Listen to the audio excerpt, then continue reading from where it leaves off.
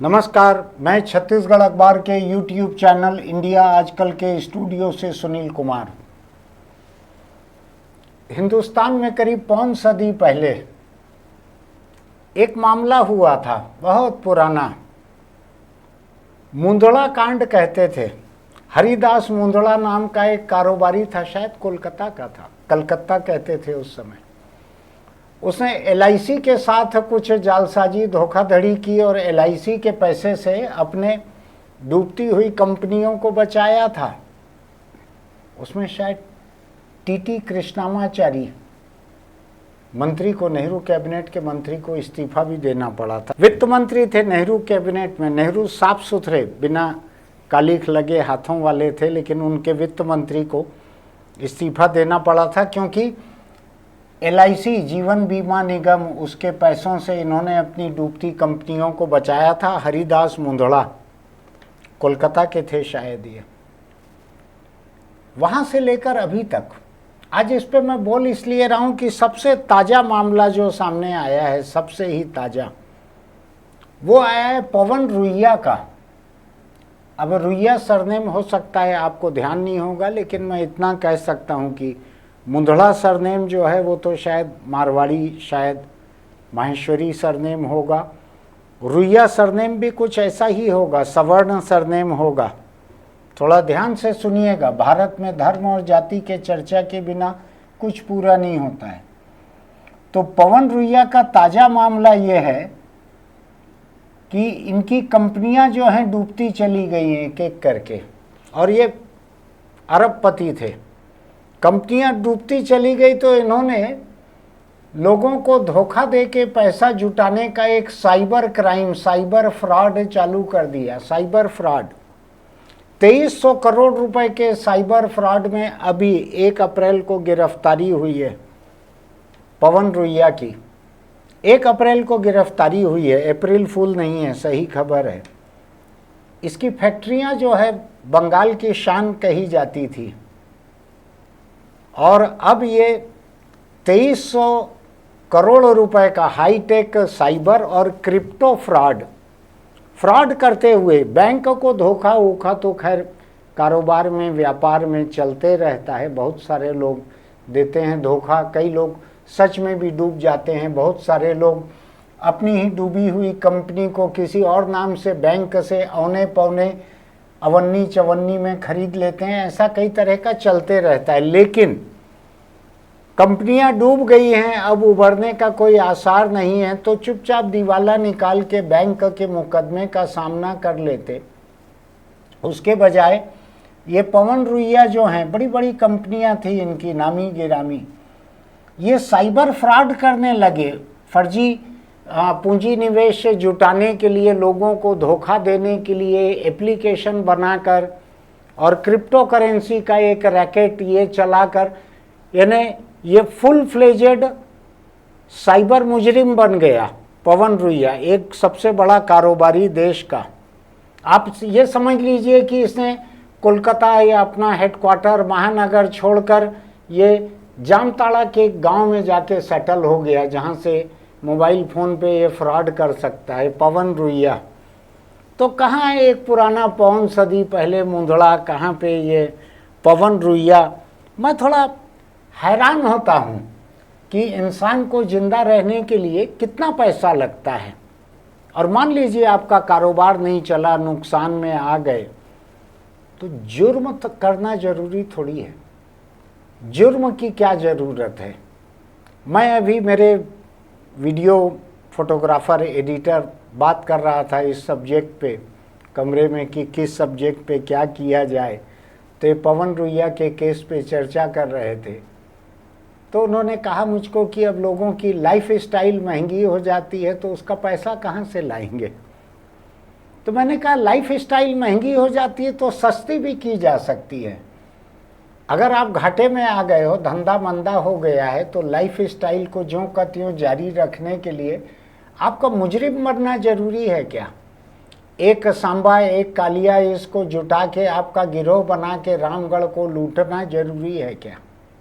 ऐसा मुझको लगता है भाई, आपको लगता होगा कुछ और, आप जानो। मैं देख रहा था 1958 का नेहरू के समय का जगमोहन मुंदड़ा कांड, एक जालसाज, एक धोखेबाज और मंत्री, ये सब इन्होंने मिल के क्या घालमेल किया था। ज़्यादा समय नहीं है बताने का, आप लोगों की सलाह पे मैंने तय किया है कि अपने वक्त को आधा करना है। लेकिन ऐसे बहुत सारे मामले, कलकत्ता से बहुत सारे ऐसे मामले निकलते थे। 1980 का समय आपको याद होगा, एक संचयिता नाम का एक कांड हुआ था वहाँ पे, पूंजी स्कीम कहते हैं उसको, अगर आप नहीं जानते तो बताता हूँ मैं। पूंजी स्कीम कई तरह की रहती है, इसको रशियन रूलेट भी कहते हैं, कुछ और भी कहते हैं ऐसा। इसमें यह रहता है कि पहले एक व्यक्ति को ग्राहक बनाया जाए, उसको कहा जाए तुम 3 और को ग्राहक बनाओगे तो तुम्हारा पैसा फ्री हो जाएगा। फिर उन 3 से कहा जाता है तुम 3 को बनाओगे तो तुम्हारा पैसा फ्री हो जाएगा, और हर एक को कहा जाता है कि तुमको कमीशन भी मिलेगा। आपको ध्यान है ना, ये नेटवर्क मार्केटिंग वाली कुछ एक कंपनियां हैं, अभी बड़ा बड़ा ब्रांड है, मैं नाम नहीं लूँगा, लेकिन छत्तीसगढ़ में बड़े बड़े कई अफसर, उनकी बीवियां इसी नेटवर्क मार्केटिंग में लगी हुई हैं। ऐसा ही ये बंगाल से ऐसा कई तरह का हुआ था, संचयिता उसमें से एक मामला था।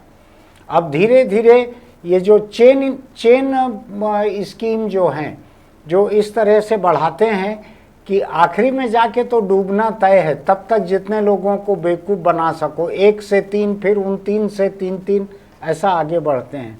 लेकिन इसके अलावा मैं खड़ा हूं तो कुछ एक और आपको याद दिला देता हूं। 1992 की बात है, नरसिम्हा राव प्राइम मिनिस्टर थे, आपको ध्यान है ना, 92 महत्वपूर्ण एक और कारण से था, बाबरी मस्जिद का ढांचा गिराया गया था। और मुझको ध्यान है कि मेरे ऑफिस में, मैं उस वक्त दूसरे अखबार में काम करता था, एक वक्त बाबरी मस्जिद की एक ईंट लेके ऑफिस में दिखाने आए थे मुझको कि हमने ईंट से ईंट बजा दी है। एक बीजेपी के नेता अभी भी हैं यहाँ पे, बड़े नेता, वो ईंट लेके आए थे मुझको दिखाने के लिए। हालांकि मुझको अच्छा नहीं लगा था कि ताकत का इस्तेमाल करके किसी भी ढांचे को गिराना, लेकिन अलग बात है। तो उसी 92 में एक हर्षद मेहता था। हर्षद मेहता ने शेयर मार्केट को ऐसा आसमान पे पहुंचाया कि एक मांग उठने लगी थी कि हर्षद मेहता को वित्त मंत्री बना देना चाहिए देश का। नरसिम्हा राव प्रधानमंत्री थे, उसने हजारों करोड़ रुपए का घोटाला किया था हर्षद मेहता ने शेयर बाजार में।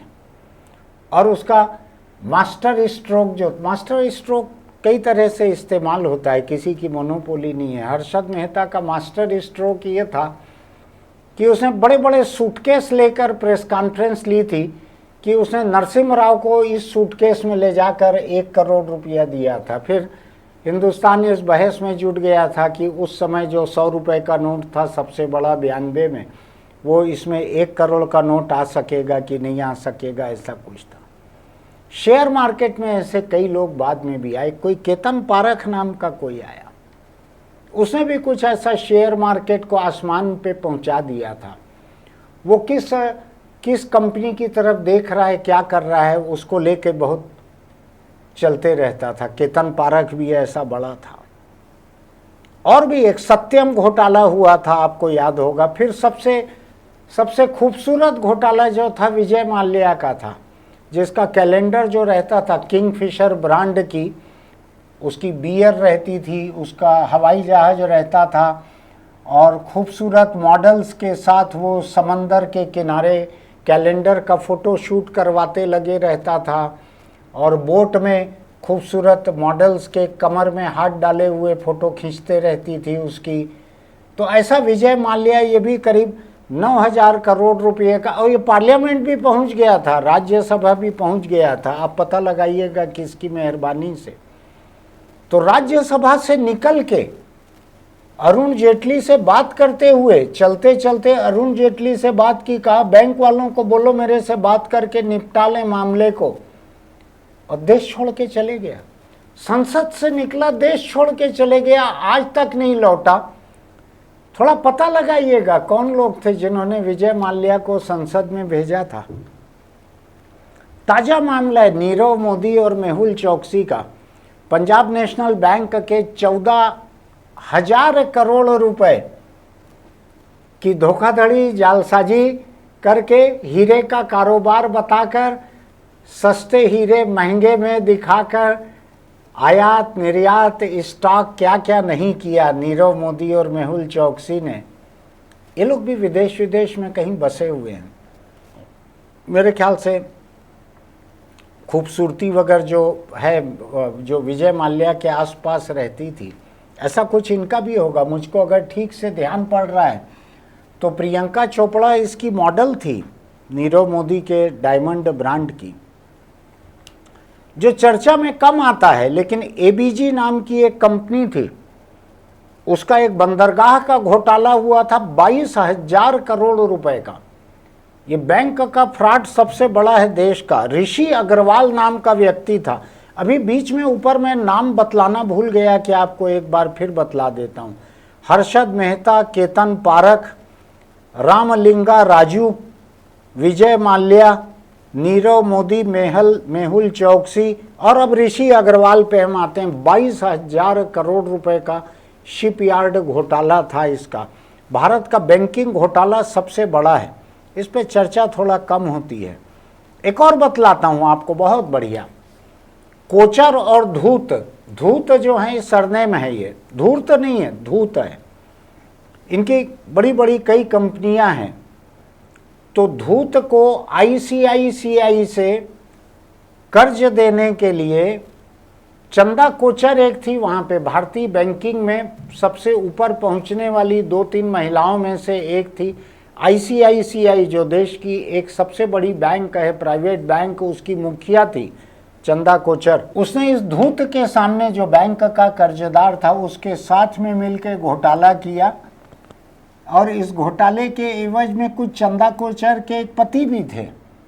वो पति की कंपनी के में पूंजी निवेश किया, धूत ने कुछ किया, फिर चंदा कोचर उसके पति दोनों गिरफ्तार भी हुए हैं। आपको ध्यान होगा, फोटो आते रहती थी दोनों की। कोचर जो हैं ये भी जाति में बतला दूं मैं, उच्च वर्ण के हैं। ये धूत भी उच्च वर्ण के हैं, अगर मैं गलती नहीं कर रहा हूं तो धूत तो मारवाड़ी और माहेश्वरी भी हैं। फिर यस बैंक के एक राणा कपूर का घोटाला बहुत सारा सुना होगा आपने, सैकड़ों हजारों करोड़ का। चलिए वापस लौट के आ जाते हैं पवन रुइया के ऊपर, जो अभी 1 तारीख को गिरफ्तार हुआ है। डनलप कंपनी थी इनकी और दूसरी कंपनियां थी। वो कंपनियां डूबते चले गई और किस तरह ये आज मुजरिम बन गए, साइबर मुजरिम बन गए, ठग बन गए।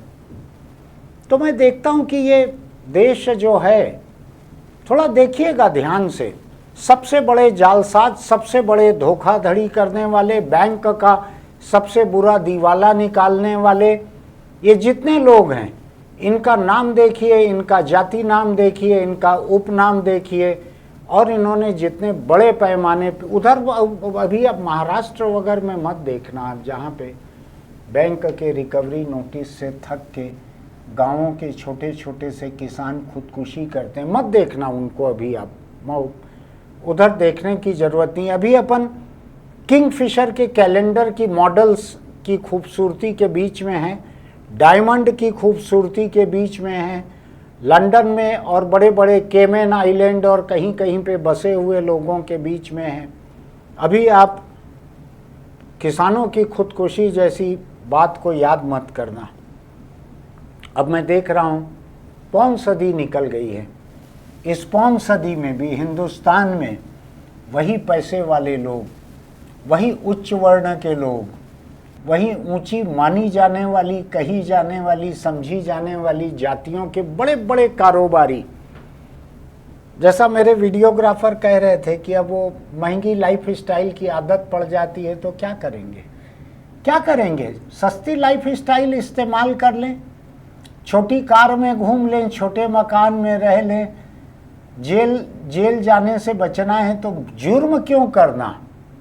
आपका कारोबार डूब गया, सरकार उसमें आपको जेल नहीं भेजती, आपका घर वर नीलाम कर देती है, जेल नहीं भेजती, लेकिन जुर्म क्यों करना? आप देखिए कि पैसा कितना भी आ जाए, आपका कुनबा कितना भी नामी गिरामी क्यों न रहे, जातिगत संस्कारों पे बड़ा अहंकार रहता है बहुत सारे लोगों को, इसलिए मैं बार बार जात की बात करता हूँ। बहुत अहंकार रहता है जातिगत संस्कारों का। तो आप देखिए कि किन जातियों के लोग हैं ये, आप देखिएगा पूरा ध्यान से। ये हर्षद मेहता, ये केतन पारख, ये रुइया, ये धूत, ये कोचर, ये माल्या और ये मोदी, और ये किन जातियों के हैं आप पता लगाइएगा। आपको इसमें से एक भी कोई आरक्षित वर्ग के, एक भी कोई ओबीसी के, एक भी कोई अल्पसंख्यक आपको, हालांकि मैं बताऊं आपको, इसमें कुछ जैन अल्पसंख्यक नाम मिल जाएंगे जो अल्पसंख्यक होने का दावा कर सकते हैं। मैं उनको अल्पसंख्यक में नहीं गिनता। एक एक जैन लाखों दूसरे गरीबों जितना संपन्न रहता है। ठीक है, चलिए।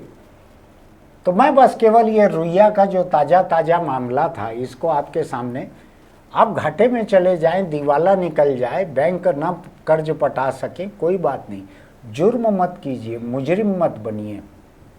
बस इतनी छोटी सी नसीहत के लिए यहाँ खड़ा हुआ हूँ। बाकी की लफाजी तो कुछ पुराने मामलों को गिना रहा हूँ। नेहरू के समय से अभी तक एक वक्त था कि ऐसे घोटाले पे नेहरू के वित्त मंत्री को इस्तीफा देना पड़ा था। बाद में क्या परंपरा चल रही है, क्या माहौल है देश का, उसको मुझसे बेहतर आप जानते हैं। चलते चलते बस इतना ही और कहना चाहूँगा कि अगर आपको लगता है हम इंडिया आजकल यूट्यूब चैनल पर कुछ अच्छी बातें उठाते हैं तो हमारे चैनल को लाइक कीजिएगा, इसके लिंक को दोस्तों को भेजिएगा, सब्सक्राइब कीजिए, नोटिफिकेशन की बटन दबाइए, कमेंट बॉक्स में लिखिए आपको ये कैसा लगा, और किसी को जाति और धर्म के आधार पे कोसना और किसी को जाति और धर्म के आधार पर पूजना बंद कर दीजिए। बस इतना ही।